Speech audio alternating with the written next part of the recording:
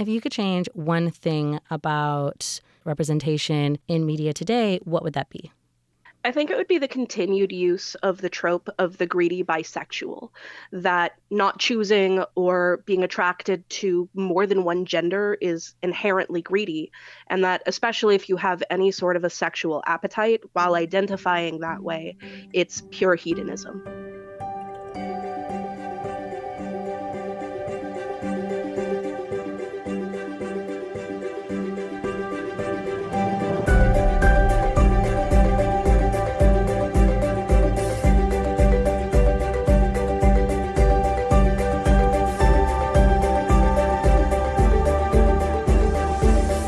Everyone, and welcome to Tales of Our Times. This is a show where we discuss the stories that move us, what makes them so meaningful, and why others could or should find meaning in them as well. This is not a spoiler-free show, so bear that in mind as you continue to listen. We tackle movies, books, podcasts, and more. Where there's a story, there's a reason to read. I'm your host, Amanda Stephens, and you're joining us in the middle of our Pride, well, not in the middle, actually, at the very start of our Pride Month, where I'm inviting members of our colorful global LGBTQ plus community on to talk about stories in which they felt seen. So to help me kick this off, I've invited back somebody who some of you have heard before, my sibling, Jessie Stephens, to talk about a movie and even more so an experience that really opened the door to a broader community for them. So, welcome back on the show, Jessie. Hey, thanks so much for having me. As Amanda said, my name is Jessica. Relevant for the Pride Month, I self-identify as agender and bisexual. I use air pronouns, and presently I am 30, which feels broken. I've had about a decade of experience with this particular piece of media, and I am so excited to finally get to talk to you about it. Yeah. So today we're talking about the Rocky Horror Picture Show, but I've actually met a lot of people who they know the name and they know like nothing else about it. Some people get confused between, is it a play, is it a movie, is it both? So is there anything that you want to add to that kind of pre-summary? Well, that's actually a great point you bring up, because this particular piece of media has been through so many iterations that it started as a stage play and then got adapted for television, was adapted into a book, has been adapted into multiple TV episodes across multiple things. It is ever changing. It is also probably one of the best depictions of a B-grade horror film that I would pull. Yeah, I definitely actually did hear about it as sort of like a scary movie. I think the first time that I watched it was in college on Halloween to that point. It's a very colorful, very weird film that you really have to take that suspension of belief and just put any sort of concept of logical filmmaking behind you and away to have a good time with it. There's just a lot of kind of like absurdist non sequitur stuff that is happening around it. So like the experience almost feels like it is sort of meant to be confusing the first time that you watch it. So you're kind of along for the ride, maybe like the main characters themselves. Oh, fully. I think that is a beautiful way to describe that. Now, you actually do, as you said, a shadowcast version of this. Can you give a little bit more context to what that means? Because the best way that I could describe it to people is it's watching a movie at the same time as you're watching a play, but it's a little bit different. Yeah, I can give you that context. A shadowcast production of the Rocky Horror Film Theater Show, the film, is the movie playing on the big screen in a movie theater, and then a full cast of quote-unquote actors acting out beat for beat what is happening on screen directly underneath it, usually with some minimal production lights, things like that, while roasting the movie for everything it is worth. It's kind of like being at a live Mystery Science Theater 3000. Because of your stint, I have always recommended that people watch it in some level of performance, if that's a shadowcast performance, if that's a play, because I think that really brings out a lot of life. And the inherent comedy in the film and that enjoyment of that like B-level production. But we're kind of getting ahead of ourselves. So I want to make sure that people have context for what we're saying. So would you mind giving us a summary? I think let's start with a summary of the film because that's where most people, I think, will have experienced this. And then we can go into like what differences there might be in a Shadowcast performance. Yeah. I will try to keep this as brief as possible. Yeah. But because of the absurdism that's going on, it might be a little tricky. Yeah. So our film starts with a newly engaged couple, Brad and Janet, that have decided to make a pilgrimage to visit an old teacher of theirs, Dr. Everett Scott, who's the reason they met and got engaged. Cute. While they're on this road trip to go and meet up with him and say, hello, we're engaged, their car breaks down in the middle of nowhere. Brad says, well, wait a minute, didn't we pass a castle a while back? Maybe we should go and ask for help. They have to have a phone we can use. Spoiler alert, castles don't have telephones. Right. They go to the castle and are welcomed in by the, for lack of a better term, staff servants of the main resident, Riffraff and Magenta, who inform Brad and Janet that they're visiting on a rather special night. They're shown into a grand ballroom where there is nothing but utter chaos before our host, Dr. Frankfurter, makes his grand entrance. And this is where we see that Frankfurter is an absolute drama queen. He lives for the drama. He dies by the drama. Scares the bejesus out of Janet, who doesn't want to be here. She just wants to go home. She'll wait in the car. It's a vibe. I get it. But Brad persists and is like, well, hey, do you have a phone that we could use to call for help? And then we'll go wait in the car.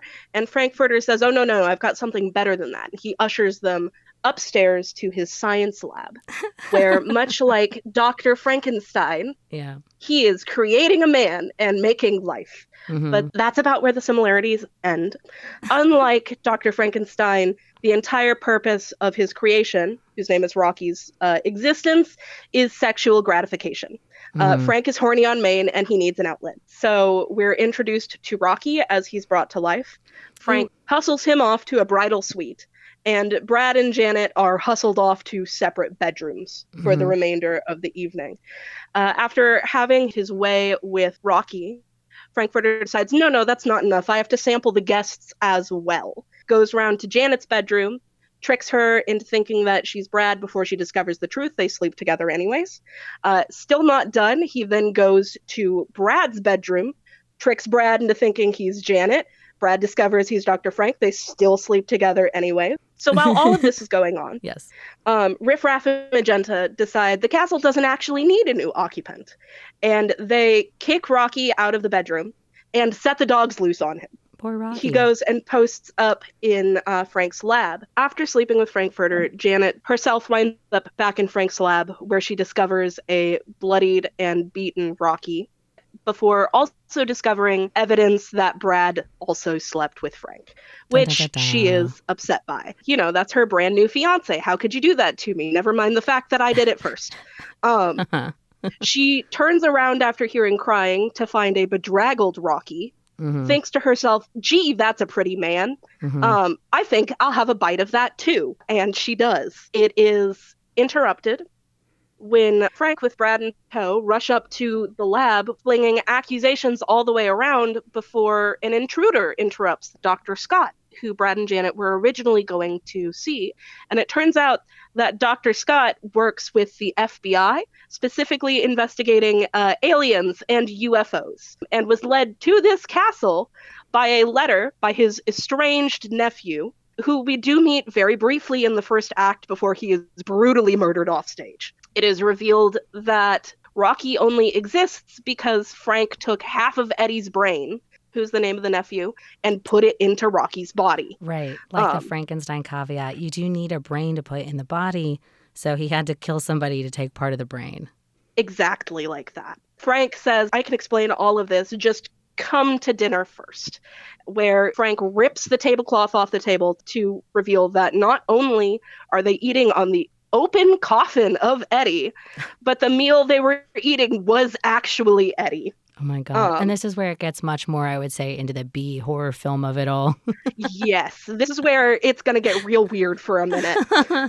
Janet flees, freaked the heck out, understandably so. Yeah, they all wind up back in the lab where Frank uses science-y magic to turn all of them to stone, at which point Magenta and Riffraff re-enter, reveal that, whoops, we're all aliens and we're tired of this, Frank. You can't keep doing this. When are we going to go home? We just want to go home. The idea Frank of says, aliens coming in after you've killed somebody and turned everyone else to stone just to say, you can't keep doing this, man, is very funny. it really is. Frank assuages them by saying, I'll reward you lavishly when the mood strikes me, before Riffraff and Magenta go, nope, you don't have enough time to do this, actually. We're going home. Before Riffraff shoots and kills Frank. Rocky, distraught, runs... Probably for the better. Rocky, distraught, runs to his mother, nay father, nay lover, nay creator. Yeah. Tries to run away with the body and is also murdered by Riffraff. Dang. Riffraff and Magenta turn to the remaining people and go, you should get the heck out of here, because we are about to beam this whole castle back to our homeworld. Yeah. And that's how the movie ends, with a very bedraggled Brad, Janet, and Dr. Scott in the wilderness watching this castle fly away, having shared a truly bizarre experience. That's right, because also their car is still broken down. Now, I remembered they were aliens. I forgot a lot of those other twists, mostly the murder parts. But I wonder if this was ever meant to be a riff or making fun of all of those alien survival stories where people get abducted and then experimented on. I can almost assure you it was. This film was written by a couple different people, one of which being Richard O'Brien, who was a very big fan of the weird avant-garde art house sort of alien science fiction films that were happening at the time. And that inspiration absolutely comes through in the film. So let's get to then what makes the Shadowcast experience so different, and what effects might that have on the play? Yeah, so I think it's fairly apparent from listening to the not so short summary that this is a weird movie.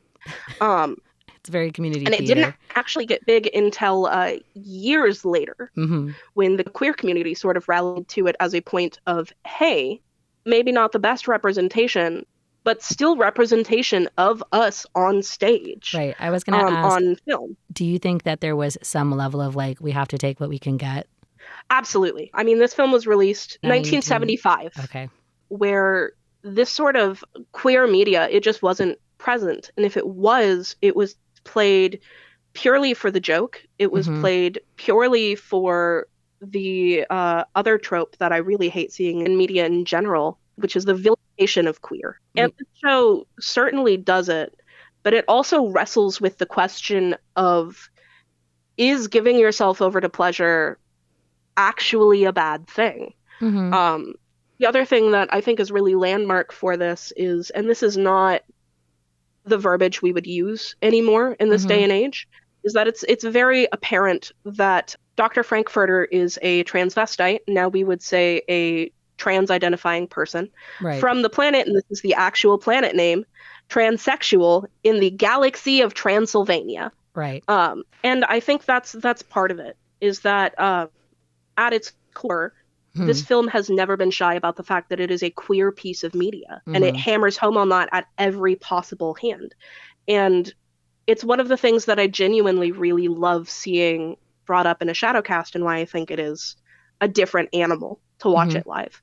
While watching it by yourself, just the film is going to be confusing, and you can definitely look at it and go, okay, that's weird. Right. Watching it with a Shadowcast is a celebration of its inherent queerness, and also of how bad the film itself is. Right. Like, it's very tongue-in-cheek. There are the actors that are trying to accurately portray what's happening on screen, but at the same time they're doing that, they are interspersing about 100 screen gags where they're making fun of something or pointing at something. They're changing up the lines to be punchy and point out how silly something is.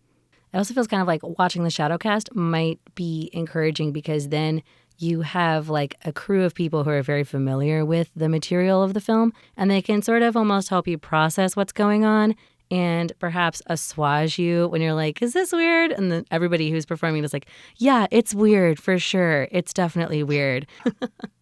Yeah, that's exactly what it is. So I think this is a good jumping off place to ask, what about this Shadowcast experience and this Rocky Horror Picture Show really made you feel seen? So I'd like to start this by saying that my experience is not a unique one. Yeah. There's literally a documentary called Rocky Horror Picture Show Saved My Life. That is a lot of people that have done shadow casting, that have been to the films multiple times, all of that, talking about how impactful it is to them. And genuinely, I encourage people to watch that. It's a fan documentary, came out in 2016. It's fantastic.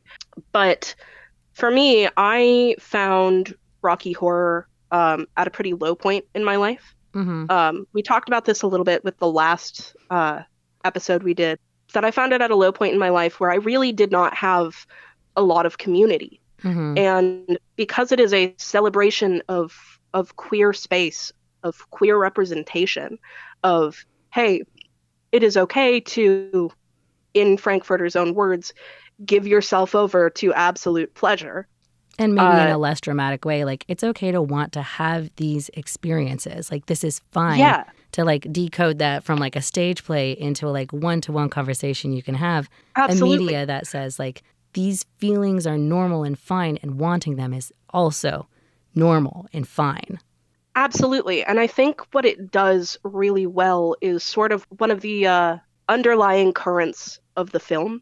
You can have this very normal life with these very normal people, and they're still going to want to have these experiences, and they are still going to want to have some sort of outlet for it. And that's definitely something that I've seen true in myself as well, and in the people that I've shadow casted with for the past decade, is that we all have 9-to-5s or something in there. We all have normal lives. We're all functioning members of society. And we still choose on a semi-monthly basis to get on stage under a screen and run around in our underwear, just for the fun of it, just to make fun of it, and more importantly, for the community. It has always been a huge draw for queer community, and that is true for me as well. Yeah. Well, you know, I think that that's a good place. I was going to ask you, like, is there anything that sort of gives you hope for maybe the future of queer media? But it sounds almost like this also does that for you. Is there anything else you want to add to that? I mean, it's worth taking it with a grain of salt, because this is an old movie, but it's possible to enjoy something and step forward into the future with it and be better. And that's one of the reasons I really love Shadowcasts as well, is because they are walking this middle ground of, this is a old film that, while not the best representation, is still representation. Let's acknowledge that history and where we came from and take it with us into the future. Yeah. And how we are moving forward, like, is very apparent in that regard. Well, Jessie, I think that's a great place to leave it for today. We're also out of time, but before I let you go, I always want to ask if you could give Rocky Horror Picture Show a one-phrase subtitle of your very own, what would that be? The best bad movie you'll ever watch. It's the best bad movie you'll ever watch, but watch it with a cast. Yeah. Subtitle, watch it with a cast. I think so, yeah. Okay. So, Jessie, thank you so much for having this discussion with me. I learned a lot, and I have really enjoyed rehashing this movie and this kind of performance with you. I feel like you've really opened my eyes to a lot of reasons why this has been very meaningful. And you've also reminded me of a bunch of twists that I totally forgot happened in the film, in the performance. There's a lot of them. It's hard to keep up, honestly. Yeah, it's, as you said at the very beginning, a little nonsensical, a little chaotic, a whole lot of a lot. Oh, yeah. Anyway, thank you, Jessie, for coming on the show. And thank you to all of you listeners out there. This has been Tales of Our Time on Radio Taiwan International. And we are in our Pride Month, where we are inviting the colorful members of our global LGBTQ plus community on to talk about stories that made them feel seen. Today, we covered the Rocky Horror Picture Show. The best bad movie you'll ever watch. A Tale of Our Time. And we'll see you next time.